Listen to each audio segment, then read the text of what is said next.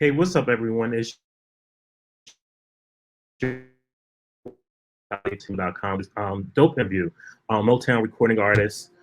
He's been on the scene, just signed with Motown almost a year ago. Been on the scene for a while, but just got his major break with a major label. His name is Jonathan One of five Traylor. places, man, to do interviews. Exactly, exactly. Before we really go into this interview, tell us a little bit like how you've been managing with this whole pandemic. Man, oh, it's been tough. It's definitely different. But I'm definitely adjusting now. But really, my family's getting me through that. But honestly, I can't, it's different, man. I Hmm. definitely I messed shows. I messed people and everything. But the cool thing about it, I just been writing songs. Making music. So Definitely. it works. Definitely. So just about almost a year ago, September 3rd, you signed the deal with Motown. Man. Tell us about that and how the ride has been. Oh man. Oh my goodness. It has been like a beautiful process. Scary at first because as an independent Hmm. artist, you kind of move differently. But then you have to learn how to trust your partnership. But they definitely you see the benefits of a label, and I'm Definitely. like, oh, hold on, I didn't know the music can reach this far. So it's really cool to see what God is doing through this partnership, and I definitely trust everybody on that team. So it's really cool. Hmm. The project that you released, actually, you just released it recently, The Unknown. Tell Mhm. us a little bit about that and why is it called The Unknown? Yeah, the unknown is a two-part meaning. So the first meaning is I just felt like I was blindfolded in the wilderness. That's the season that I was in. I was like, God, I feel like I'm getting bad news after bad news. All this stuff is happening. Hmm. This is like a scary season. Hmm. Even with the beginning of 2020, everybody went into 2020 saying this is gonna be the best year of my life. Let's Right. go. Everybody making memes like, okay, making these quotes and everything, and then it's like a gut punch. Like, oh Hmm. nope, sit down. so Exactly. so it caused it. 2020 has humbled us, but at the same time, me feeling blindfolded in the wilderness, I just felt like, God, where do I go? What do I do? But I felt like the hand of God come and grab me, and He never told me, "Hey, I'm about to lead you to a better place. I'm about to lead you to greener pastures." But what I'm going to do, I just want you to keep following me. Hmm. Keep trusting me, and I'm gonna take you to where I want you to be. So that was the first meaning, just going to the unknown, but trusting God. The second Hmm. meaning is this need, the social media era that we live in. We feel like we need that affirmation. Hmm. We find our identity in how many likes.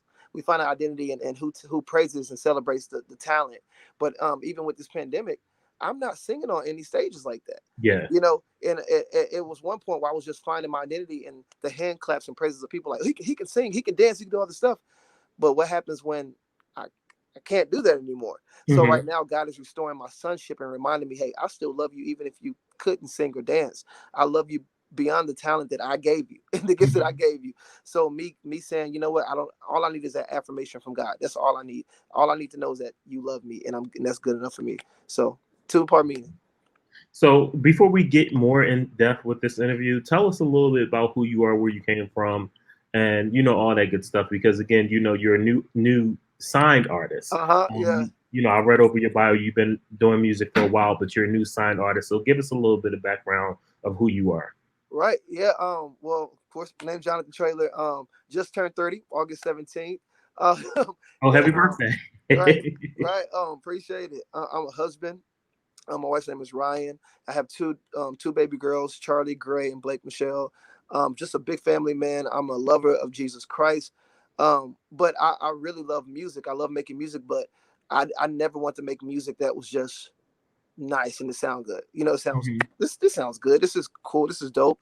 I want to make music for the church, but the unchurched, the people that are Mhm. looking that are like, okay, I love the Here I Am to Worship. I love the anthem. I love these songs. They help me, but like, this is what this I'm going through this too. Can somebody Mhm. talk about this? Me being burnt out in ministry, or me trying to, feeling urges and trying to doubt in my flesh. You know what I'm saying? Like, I needed those songs. So I want to write songs that kind of relate to those people that are just looking for answers, and Mhm. trying to figure out, just trying to navigate through life.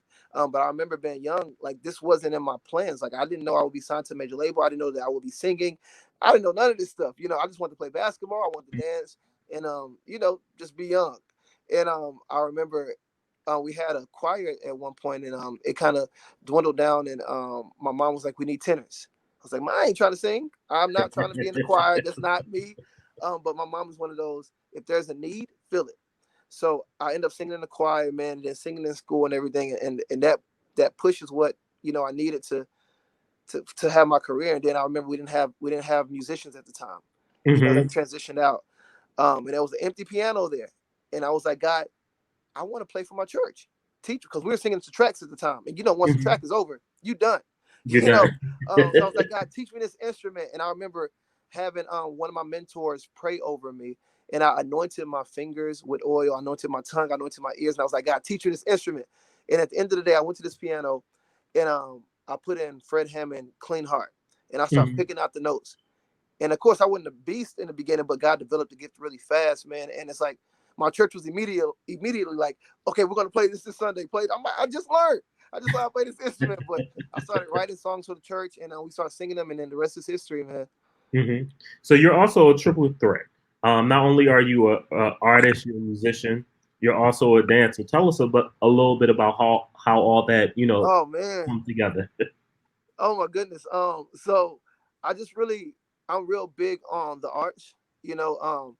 It was cool growing up seeing the Chris Browns and seeing Mm-hmm. Usher and seeing Michael Jackson, and I'm like, yo, this is amazing.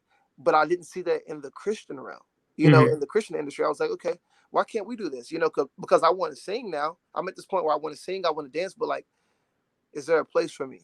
Exactly. And I was like, if I do, am I going to be they're going to look at me stupid. And I've tried it. Mm-hmm. There's been churches where they embraced it. There's been churches where they were like, bro, pick one. You going to dance, you going to sing. What you going to do? And I was like, why do I have to choose? Because Mm-hmm. mainstream artists didn't have to do that. But I Exactly. just felt like God doesn't hold back from me. So why do I only give him one piece? Or why should I, like, in worship, I want to give him everything. I don't Mm-hmm. want to hold back anything. So I made this decision. I said, you know what?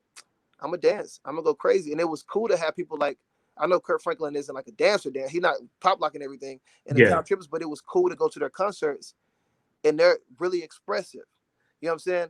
And they really kind of broke open that box and said, you know what? I don't care. I'm gonna give God. I'm a Millie Rock. I'm gonna turn up. I'm gonna jump. I'm gonna moonwalk. It's gonna be dances. The band gonna be dancing. I'm like, yo, but I want to dance with like choreo with dances and everything. So it's cool, but it's cool now that it's embraced. It wasn't like that for Mm-hmm. me always, but um, it was just it was dancing. That was my first love.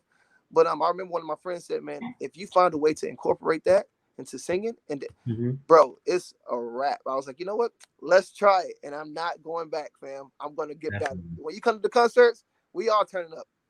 Definitely. So you just turned 30. Yeah. Out of all the genres of music that you could have picked, why gospel? Why gospel, man? That is fun. That is a great question.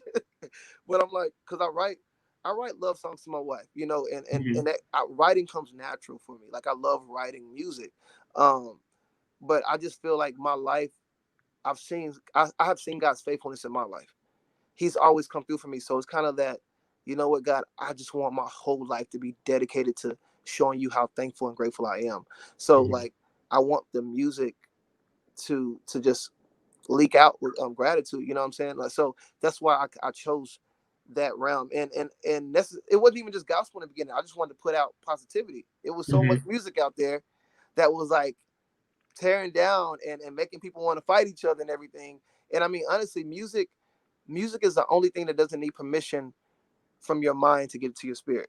You Mm-hmm. know, like I can eat broccoli and spit it out and say I hate broccoli, but I hear making my way downtown, walking fast. I'm like, this song is whack, but I'm singing it in the shower 5 minutes later. You know what I'm saying? Exactly. So I want to make music that's gonna edify, but also heal. You know what I'm saying? And give answers, but and encourage. So if I'm making these songs, even if you don't like it, it's gonna be in your spirit. It's gonna help out in some way. So yeah, man, that's why I chose positive gospel faith based music. Mm-hmm.